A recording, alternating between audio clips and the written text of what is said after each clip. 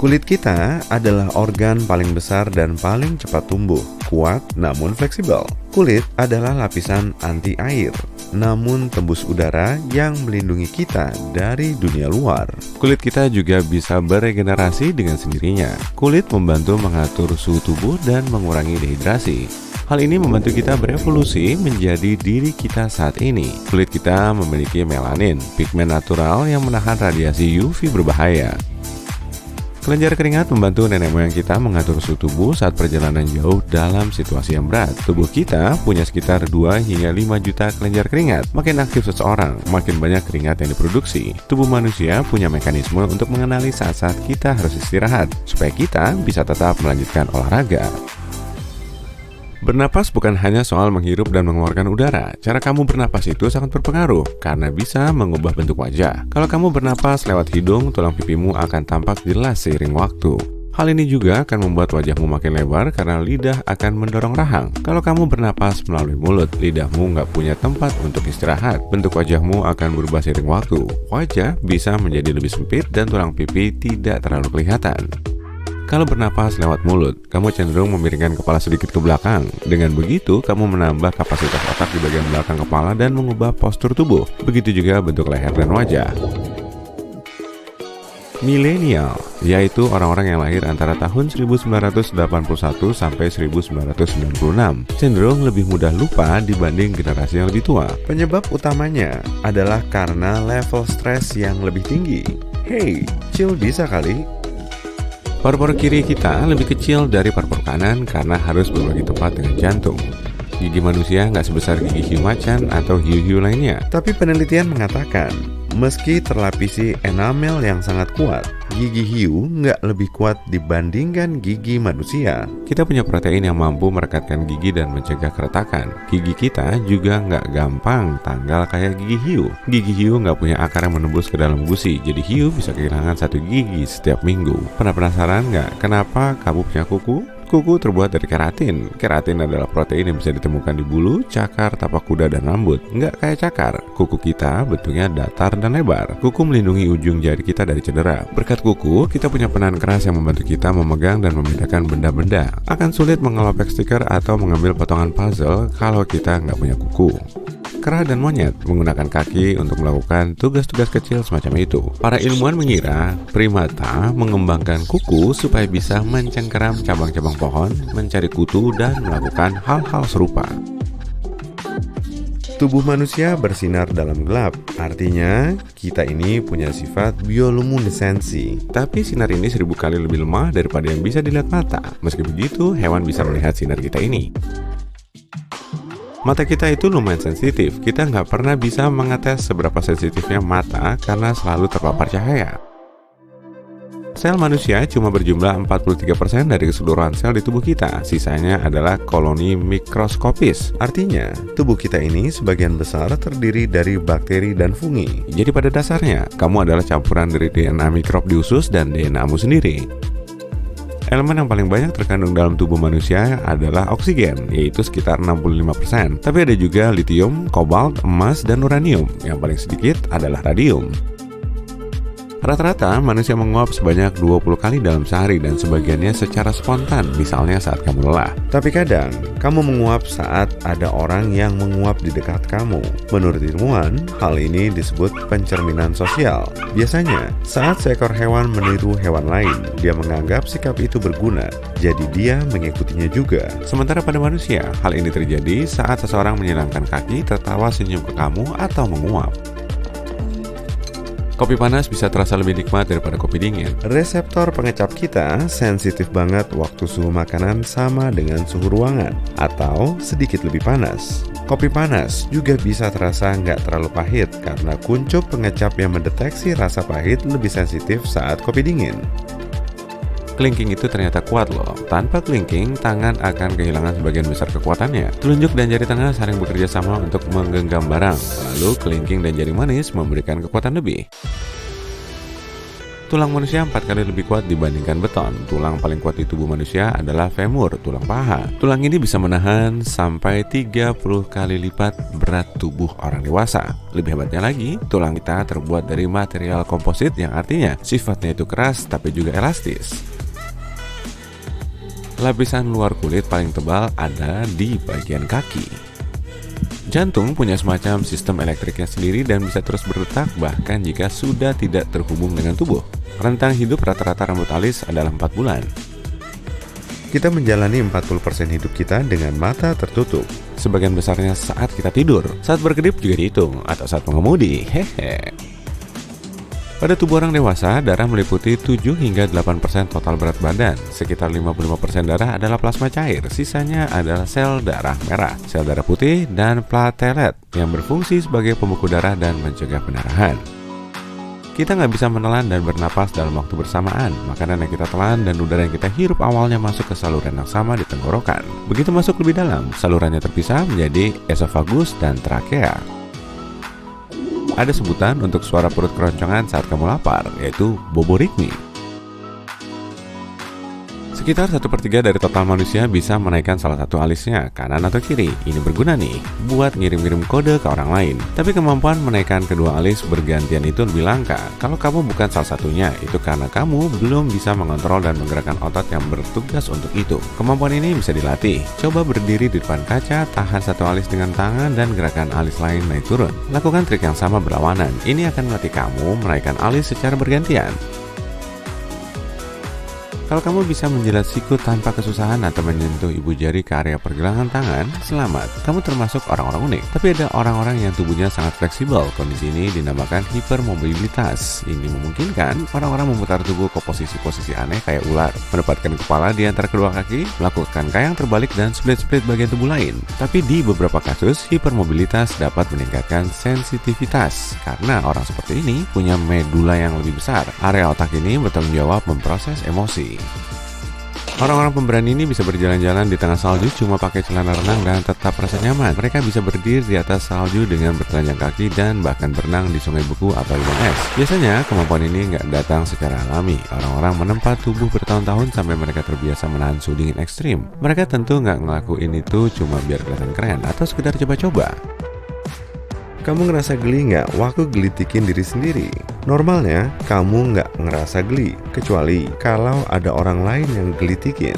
Ini terjadi karena area otak kecil yang memonitor gerakan bisa memprediksi sensasi dari gerakanmu sendiri. Kemudian, otak kecil mengirimkan sinyal itu ke bagian lain sistem saraf untuk memutus sensasi ini. Tapi ada juga orang yang bisa merasa geli sendiri. Kalau kamu tipe yang nggak geli, coba sentuh tekstur baru yang belum pernah dikenal otak atau pakai alat pijat kepala. Ini bisa membantu merangsang sarafmu dan membuatmu relaks.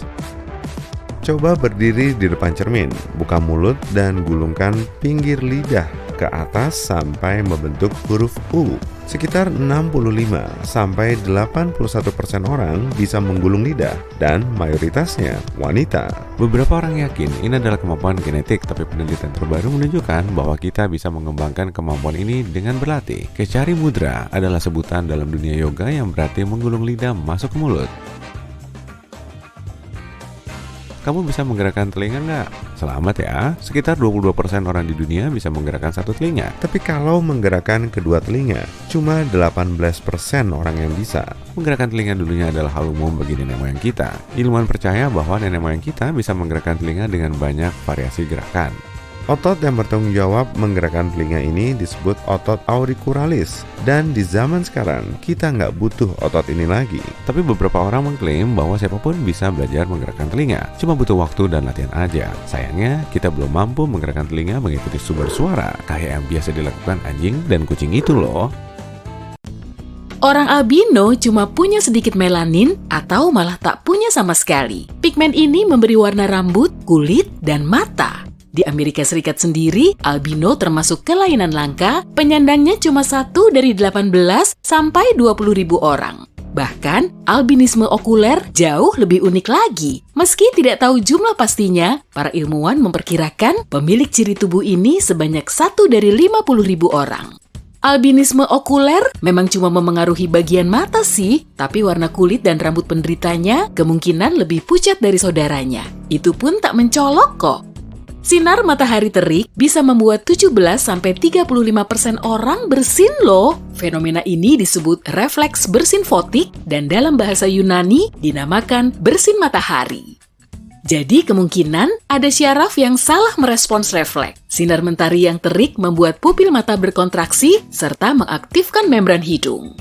Orang dewasa sangat jarang punya rambut cerah alami karena biasanya akan makin gelap seiring waktu. Mereka yang rambutnya tetap cerah biasanya tinggal di dekat kutub utara.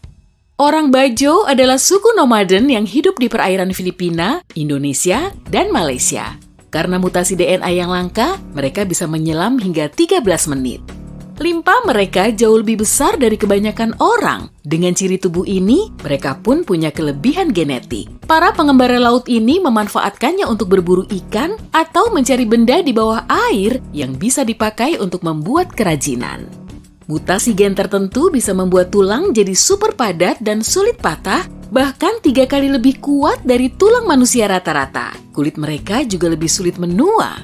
Memang keren sih, tapi ada kelemahannya juga. Saraf di sekitar tulang dan otak akan tergencet saat tulang super kuat ini tumbuh. Umumnya, manusia punya 3 jenis sel kerucut di matanya. Sel ini membantu kita mengenali spektrum warna biru, merah, dan hijau. Berkat sel ini pula, kebanyakan dari kita bisa membedakan sekitar 1 juta gradasi warna.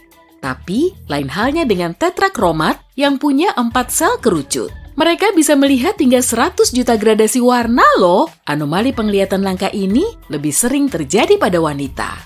Dan uniknya, kebanyakan penyandang tetrakromasi tidak tahu kalau dunia yang mereka lihat jauh lebih berwarna daripada orang lain. Cuma sekitar 8% manusia yang punya pusar rambut berlawanan arah jarum jam. Jumlahnya bisa 1 atau 2. Kalau sampai 3, sangat jarang sih. Tapi memang ada kok. Meski ada yang menentang teori ini, sebagian peneliti mengklaim tangan dominan dan arah pusar rambut punya keterkaitan. Pusar rambut yang berlawanan arah jarum jam lebih cenderung dijumpai pada orang kidal. Kemungkinannya 5 kali lebih besar dari orang kinan atau tidak kidal.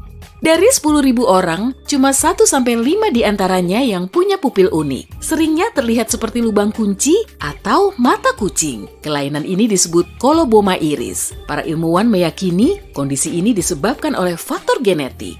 Super taster merupakan jawarannya pengecap. Binti lidah mereka lebih banyak. Kamu tahu kan, itu loh tonjolan kecil mirip jamur yang tersebar di permukaan lidah. Organ ini diselubungi reseptor perasa, fungsinya menginformasikan jenis makanan yang kita asup menuju otak.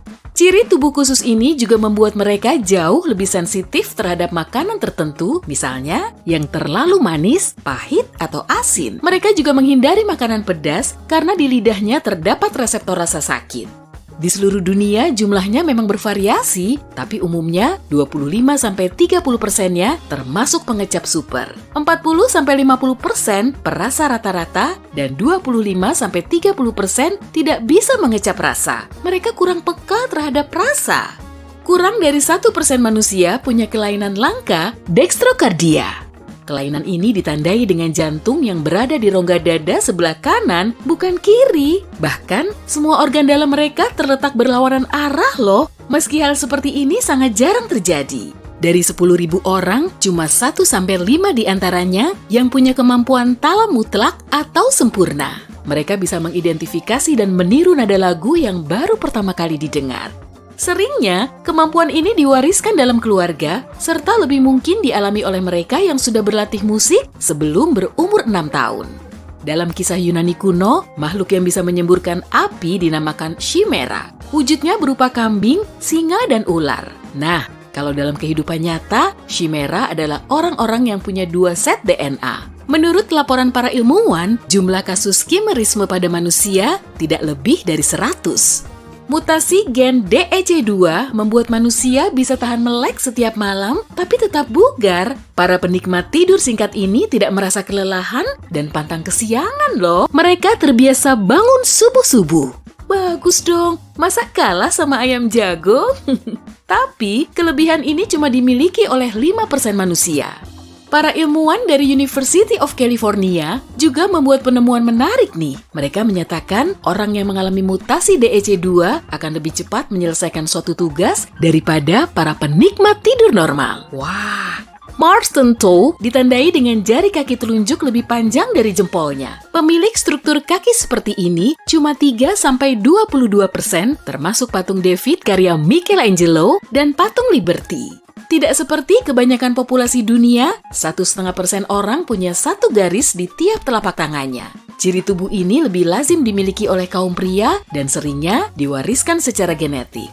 Cuma 3% dari kita yang punya garis tangan berbentuk X di kedua telapaknya. Di banyak budaya, pemilik ciri tubuh langka ini dianggap berkepribadian kuat. 1 di antara 500 orang punya tulang rusuk serviks. Kita umumnya punya 24 tulang rusuk, 12 ruas di tiap sisinya. Tapi manusia beruntung ini punya 25 bahkan 26 ruas.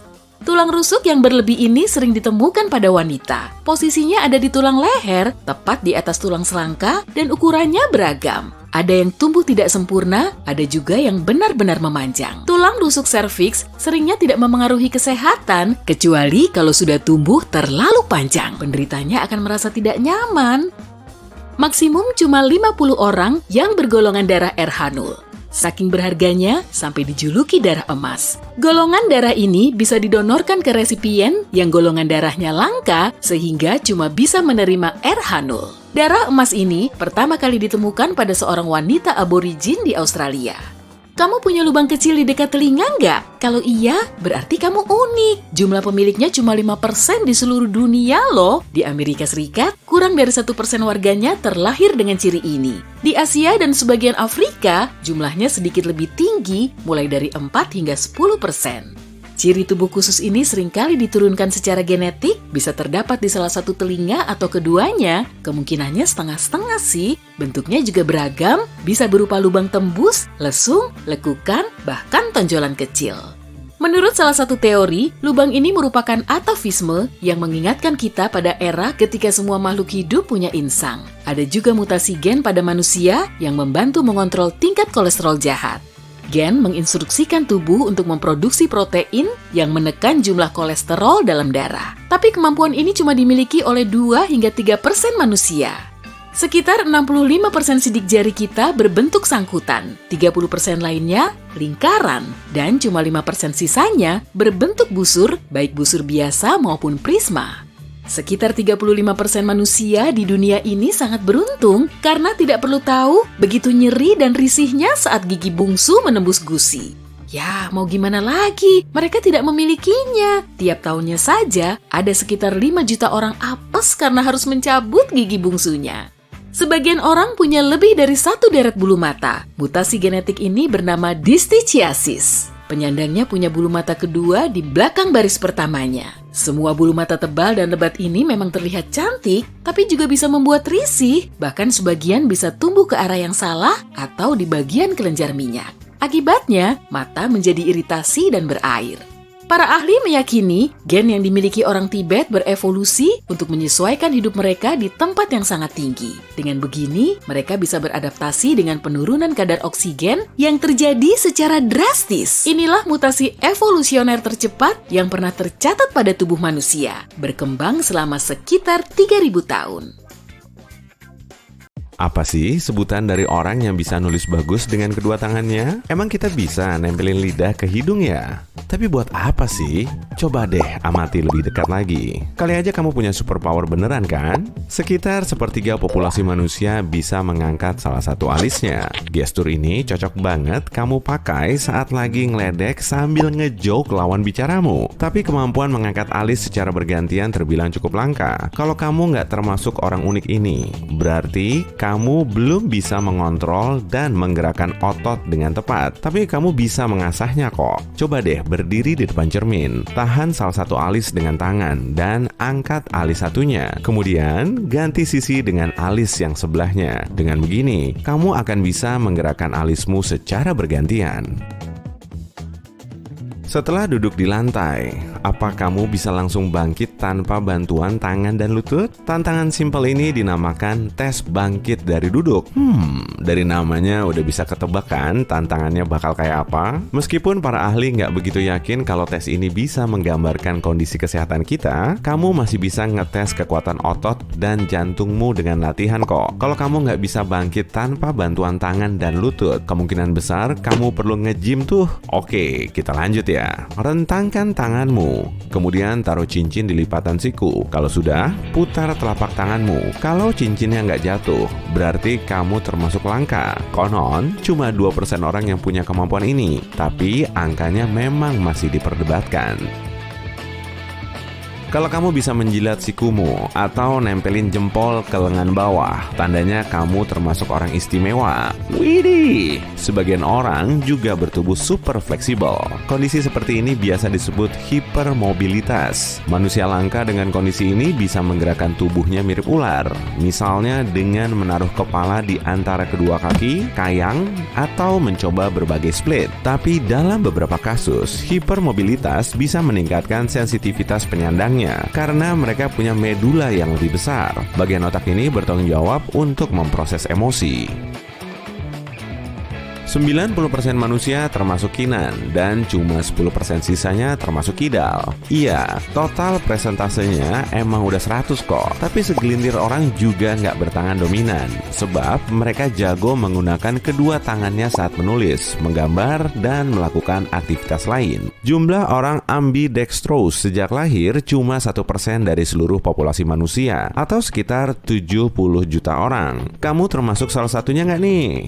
Coba deh cek dulu. Tulis kalimat yang sama dengan kedua tanganmu, atau gambar bentuk lingkaran dengan tangan kanan, kemudian tangan kiri. Kalau hasilnya sama-sama bagus, berarti kamu unik. Latihan ini juga sangat efektif untuk menyeimbangkan belahan otakmu loh, meski kamu bukan ambidextrous.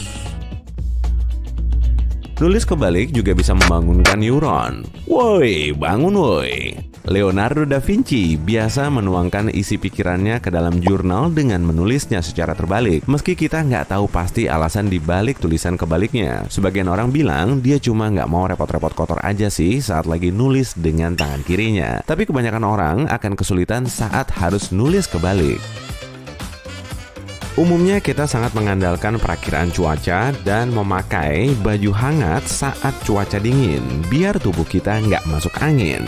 Tapi ada juga loh orang beruntung yang bisa menjaga tubuh mereka tetap hangat meski cuacanya super dingin. Para pemberani ini bisa bersantui di luar ruangan cuma dengan celana renang dan tubuhnya nggak akan kedinginan. Mereka juga bisa nyeker di atas salju, berenang di sungai beku, atau nyemplung ke lubang es.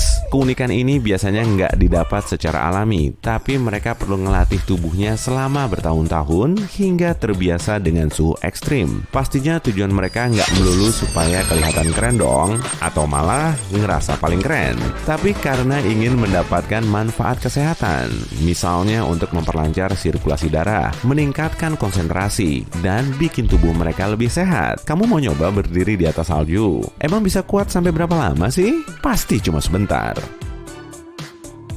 Regangkan telapak tanganmu ke depan. Kontraksikan semua jemari kecuali jempol. Kalau udah, satuin jari telunjuk dengan jari tengah serta jari manis dengan jari kelingking, kemudian rentangkan tengahnya. Bisa nggak? Kalau bisa, berarti kamu sangat berbakat di bidang seni. Saraf di telapak tanganmu berkembang sempurna.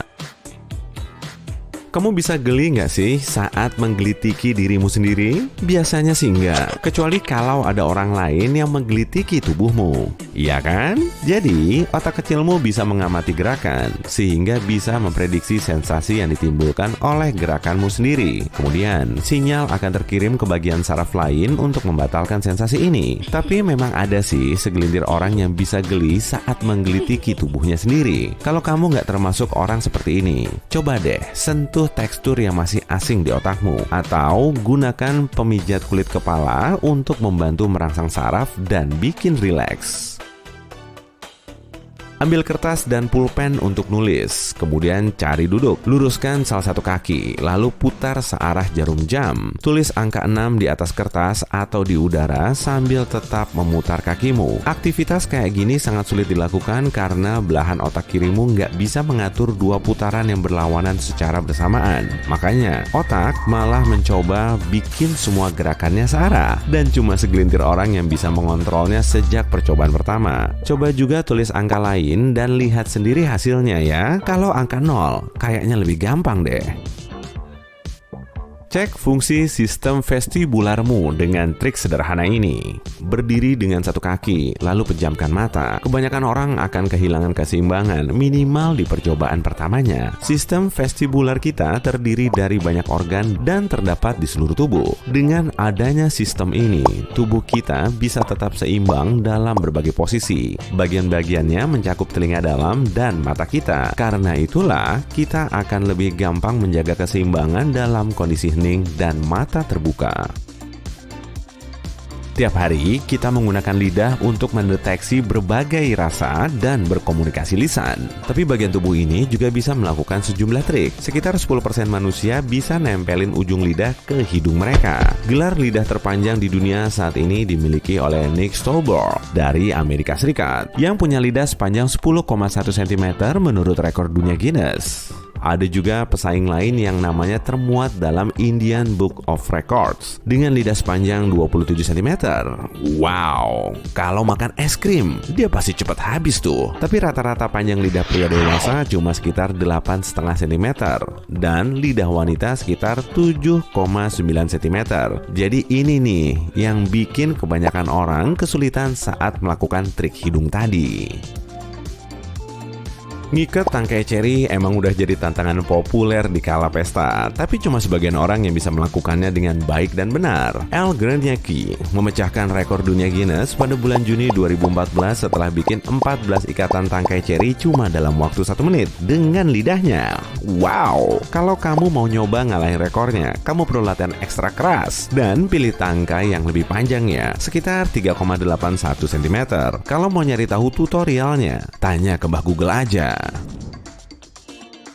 Sekarang coba deh berdiri di depan cermin, buka mulut, lalu lipat lidahmu ke atas sampai membentuk huruf U. Sekitar 65-81% manusia sudah jadi pelipat lidah sejak lahir, dan mayoritasnya adalah wanita. Sejumlah orang juga meyakini kemampuan ini bersifat genetik, tapi menurut penelitian terbaru, kita semua bisa mengasahnya dengan latihan kok. Kehari Mudra adalah istilah dalam yoga yang artinya melipat ujung lidah ke belakang sampai ke dalam mulut. Idealnya, gerakan ini harus bisa mencapai langit-langit lunak hingga nempel ke pangkal rongga hidung. Asana ini bisa merefresh pikiran dan tubuh, serta mengatasi rasa haus, lapar, dan cemas. Ada juga yang bilang, Kehari Mudra bikin mimpi kita terlihat lebih jelas kalau tiap malam sebelum tidur kita terbiasa melakukannya. Tapi kebanyakan pemula menghabiskan waktu berbulan-bulan sampai bertahun-tahun agar lidahnya bisa nempel di rongga hidung. Kalau waktumu lebih cepat dari itu, berarti kamu hebat. Nah, kamu bisa menggerakkan daun telingamu sendiri nggak nih? Kalau bisa, keren sih. Cuma ada sekitar 22% manusia yang bisa menggerakkan satu telinga mereka, sedangkan 18% lainnya bisa menggerakkan keduanya. Dulu, nenek moyang kita juga terbiasa menggerakkan telinga. Bahkan menurut para ilmuwan, mereka bisa melakukan berbagai gerakan. Jaringan otot yang bertugas menggoyangkan telinga dinamakan aurikular, dan kebanyakan manusia zaman now sudah nggak memerlukan jaringan ini lagi. Sebagian orang mengklaim setiap individu sebetulnya bisa menggerakkan telinga dengan latihan panjang. Tapi sayangnya, kita masih belum terbiasa menggerakkan telinga ke arah sumber suara layaknya anjing dan kucing.